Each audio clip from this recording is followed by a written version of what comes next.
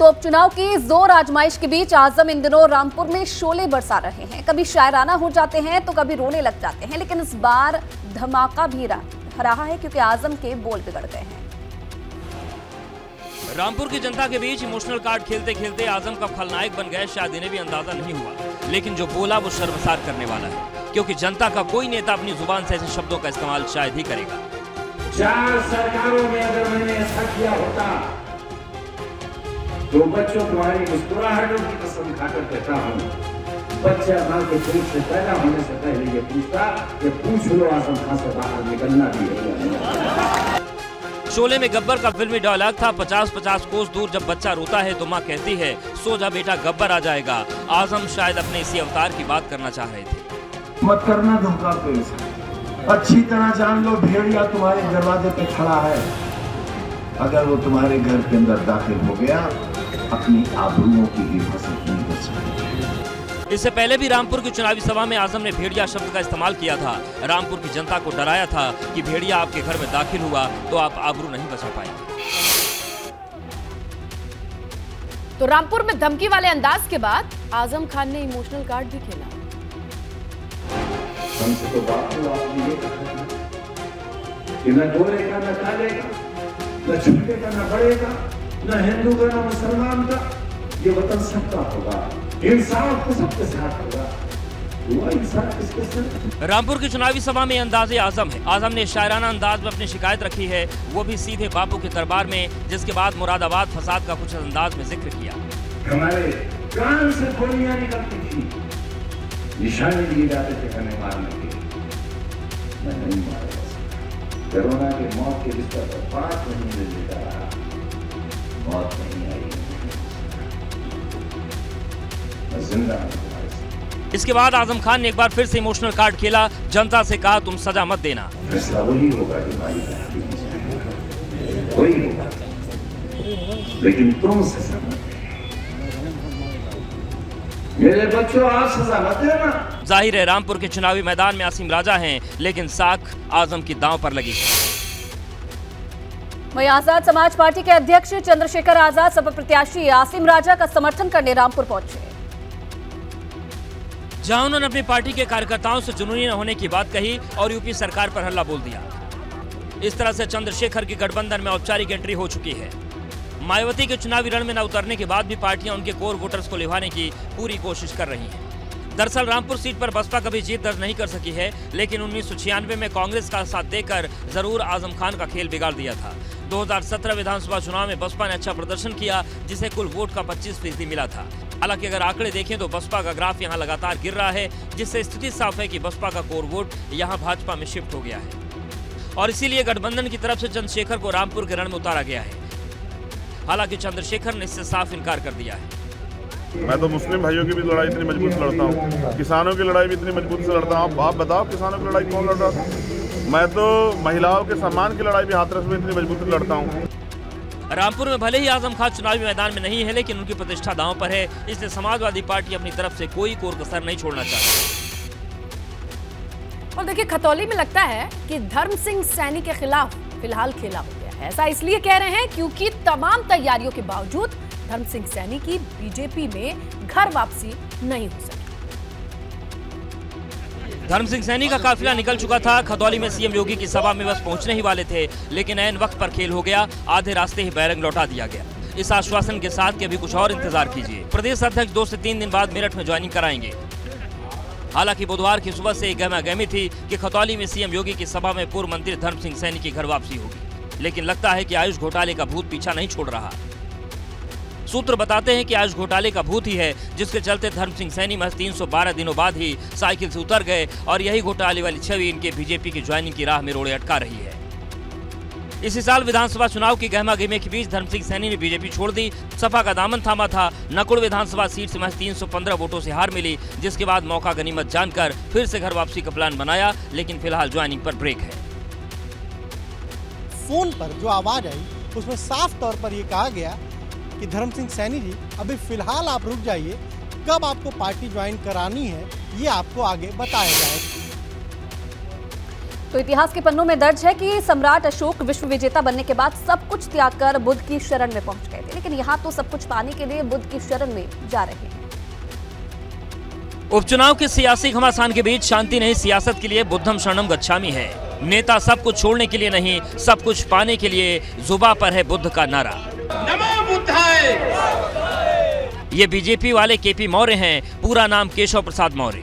Deputy CM है, इसलिए उपचुनाव में पार्टी की साख बचाने की बड़ी जिम्मेदारी है। तमाम तैयारियों के बीच बुद्ध याद आ रहे हैं, इसलिए कहा जा रहा है कि सभी सभा की शुरुआत नमो बुद्धाय के नारों से कर रहे हैं। नमो बुद्धाय, नमो बुद्धाय।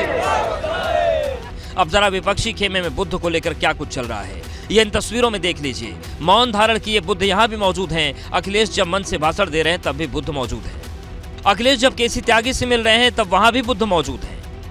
जब शिवपाल भाषण दे रहे हैं, सभा के नेता मंच पर हैं, उस वक्त भी बुद्ध इन नेताओं से आगे सबसे अगली कतार में हैं। बुद्ध की शरण में उन नेताओं का आना ऐसे ही मुमकिन नहीं हुआ है। खतौली में करीब 60,000 दलित वोटर हैं। मैनपुरी में दलित वोटर्स की संख्या 1,20,000 है। वो जीत के लिए हर वोट जरूरी है। बुद्ध की शरण में जाना मजबूरी है। और जसवंत नगर की एक चुनावी सभा में शिवपाल यादव ने बहुत बड़ी बात कही। अखिलेश को छोटे नेताजी का तमगा दे दिया। कहा मुलायम सिंह जी को लोग नेताजी बोलते थे, पर अब अखिलेश को छोटे नेताजी कहे। पूरे हिंदुस्तान की जनता छोटे नेताजी के नाम से पुकारे। शिवपाल की तरफ से अखिलेश यादव के लिए सबसे बड़ी सौगात है, या यूं कहें कि परिवार को एकजुट करने के लिए शिवपाल का सबसे बड़ा सर्टिफिकेट, क्योंकि पूरी समाजवादी पार्टी उनके जीते जी नेताजी के नाम से चलती थी। लेकिन अब अखिलेश को छोटा नेताजी की उपाधि खुद शिवपाल ने दे दी है। अखिलेश यादव तुमसे छोटे नेताजी, यहाँ की जनता, पूरे उत्तर प्रदेश की जनता और पूरे हिंदुस्तान की जनता छोटे नेताजी के नाम से पुकारे। मैनपुरी उपचुनाव को लेकर जसवंत नगर विधानसभा में ताखा में सपा प्रत्याशी डिम्पल यादव के लिए हुई चुनावी सभा में पहली बार एक साथ नजर आए शिवपाल सिंह, अखिलेश यादव और डिम्पल यादव। शिवपाल ने अखिलेश को छोटे नेताजी कहा तो बीजेपी को हमला करने का मौका मिल गया। सुब्रत पाठक ने रघुराज शाक्य के बहाने निशाना साधते हुए कहा, सपा पार्टी में जो भी परिवार से बाहर के लोग हैं उनको कुत्ता ही समझा जाता है। कुल मिलाकर समाजवादी पार्टी में जो भी परिवार के बाहर के लोग हैं वो बैलगाड़ी के साथ चलने वाले समझा जाता है। ये इनकी मानसिकता से बिल्कुल स्पष्ट है। तो सियासत के दोराहे पर खड़े शिवपाल यादव ने मैनपुरी उपचुनाव में भाजपा के बजाय अपने परिवार को तवज्जो दी है। शिवपाल अपनी बहू डिम्पल यादव को मैनपुरी में जिताने के लिए ताबड़तोड़ जनसभाएं कर रहे हैं, जिससे मुश्किलें बढ़ी रही। प्रसपा प्रमुख के खिलाफ अब ताबड़तोड़ एक्शन की तैयारी शुरू हो गई और अब उनके सरकारी आवास पर संकट मंडराने लगा है। दरअसल यूपी सरकार ने उन्हें सरकारी आवास विधायक आवास के रूप में आवंटित किया था। फिलहाल शिवपाल यहाँ नहीं रहते हैं। यहाँ से प्रसपा का कार्यालय भी संचालित होता है, जबकि विधायक को सिर्फ बंगले में रहने की अनुमति होती है। शिवपाल सिंह यादव का ये आवास, जहाँ पर उनका प्रगतिशील समाजवादी पार्टी का दफ्तर है, उस आवास के आवंटन को निरस्त करने की तैयारी कर रही है सरकार। प्रगतिशील समाजवादी पार्टी का दावा है कि चाचा के घर वापसी भाजपा को रास नहीं आ रही है। हार को देखते हुए डरी हुई है, सहमी हुई है और कहीं ना कहीं अब उनको निराशा है, तो इस तरीके की कार्रवाइयां करने पे वो लोग उतारू हैं। तो सपा विधायक पल्लवी पटेल भाजपा सरकार पर बड़ा आरोप लगा रही हैं। रिवर फ्रंट का केस खोल देना, सिक्योरिटी कम कर देना या कार्यालय वापस लेना, ये बहुत छोटी चीजें हैं और मुझे तो डर है कहीं आतंकवादी ना घोषित कर दें। दरअसल पहले शिवपाल यादव की सुरक्षा में पहले कटौती की गई और फिर गोमती रिवर फ्रंट मामले में शिवपाल और 2 आला अधिकारियों से पूछताछ की अनुमति सीबीआई को दी गई। इतना ही नहीं, मैनपुरी सीट पर चुनाव प्रचार के दौरान सीएम योगी आदित्यनाथ के निशाने पर सबसे ज्यादा शिवपाल यादव ही रहे। उत्तर प्रदेश में चुनावी मैदान मामला गर्म है, क्योंकि खतौली विधानसभा उपचुनाव में मैदान में सीएम योगी आदित्यनाथ उतरे और मंच से सपा रालोद पर जमकर हमला बोला। मुख्यमंत्री ने प्रदेश में अराजकता फैलाने के लिए समाजवादी पार्टी की सरकार को जिम्मेदार ठहराया और 2013 के मुजफ्फरनगर दंगे के लिए सीधे सीधे सपा को जिम्मेदार ठहराया और उसकी तुलना तालिबान से कर दी। गिराना और कांदना जैसे प्लान के लिए फिर से साजिशें रच रहे हैं। फिर से वो चाहते हैं कि बेटियां और बहनें फिर से सड़क पे ना आने पाए। तालिबान जैसा शासन चाहते हैं। खतौली के चुनावी मैदान में सीएम योगी ने एक बार फिर कानून व्यवस्था के लिए बुलडोजर का जिक्र किया और साफ किया कि सुरक्षा के साथ कोई समझौता नहीं किया जाएगा। किसी भी स्थिति में इनको आगे नहीं बढ़ने देना है। एक संकल्प हम सबका होना चाहिए और बाकी आप हिम्मत से काम लीजिए। बाकी जो कुछ बचा होगा वो हमारा बुलडोजर पूरा कर देगा। मुख्यमंत्री की सभा के दौरान भाजपा ने खतौली से 2 और प्रत्याशियों को अपने खेमे मिलाकर खड़ा कर दिया, जिसमें कवाल कांड में मारे गए गौरव के पिता रविंद्र भी थे, जिन्होंने सीएम के मंच पर पहुंचकर राजकुमार सैनी का समर्थन कर दिया। तो निर्दलीय प्रत्याशी प्रदीप ठाकुर ने भी भाजपा का समर्थन कर राजकुमार सैनी का काम जरूर आसान कर दिया। और देखिए, उपचुनाव की जुबानी जंग के बीच अब चुनाव आयोग की एंट्री हो चुकी है। सपा महासचिव रामगोपाल यादव शिकायतों और सबूतों के साथ चुनाव आयोग के दफ्तर पहुंचे।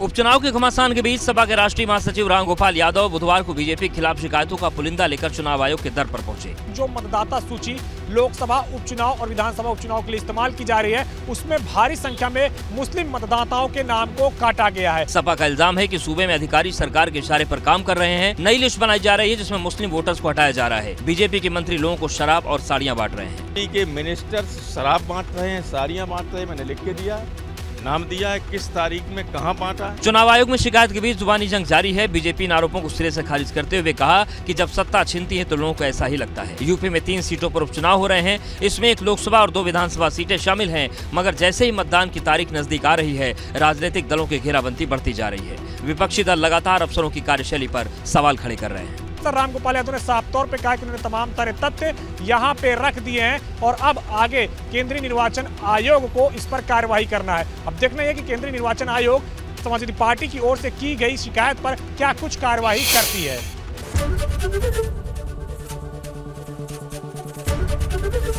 एबीपी गंगा, खबर आपकी, जुबान आपकी।